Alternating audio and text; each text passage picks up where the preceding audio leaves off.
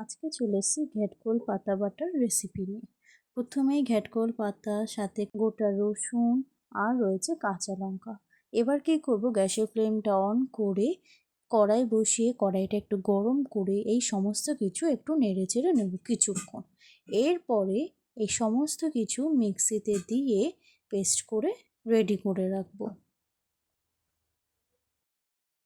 তাহলে মিক্সিতে দেখো এটা বাটাটা কমপ্লিট হয়ে গেছে। কেমন হয়েছে বুঝতেই পারছো। এটা কিন্তু খুব বেশি লিকুইড করে করা হয়নি, একটু ঘন ঘন করে এটা কিন্তু বাটা হয়েছে। এরপর কড়াইতে তেল দিয়ে তেলটাকে গরম করে নিয়ে এর মধ্যে সর্ষে ফোড়ন দেওয়া হলো।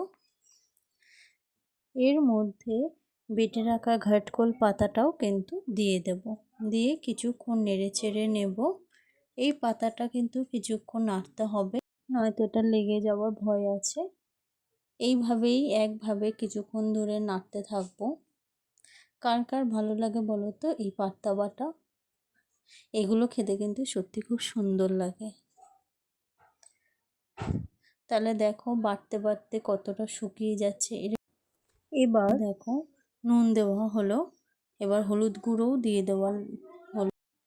এবার একটু নেড়ে চেড়ে নেব কিছুক্ষণ। দেখো নাড়তে নাড়তে জিনিসটা কিন্তু কতটা শুকিয়ে যাচ্ছে। এটা কিন্তু আরও শুকনো হবে। তোমরা দেখছো ওয়েলকাম টু জিনির কিচেন চ্যানেলে। যদি আমার এই ভিডিওটি ভালো লাগে অবশ্যই কিন্তু চ্যানেলটি সাবস্ক্রাইব করে দিও। তাহলে দেখো কতটা শুকিয়ে এসছে। আরও কিছুক্ষণ কিন্তু এটাকে নেড়ে চেড়ে নেব। এবার দেখো রান্নাটা বলতে গেলে অনেকটাই কমপ্লিট হয়ে গেছে। আর 5 মিনিট মতো রেখে তারপরে আবার গ্যাসের ফ্লেম অফ করব। এবার গ্যাসের ফ্লেমটা অফ করে দিলাম। তারপরে সার্ভ করে নিয়ে দেখো কেমন লাগছে। তাহলে বলো তো।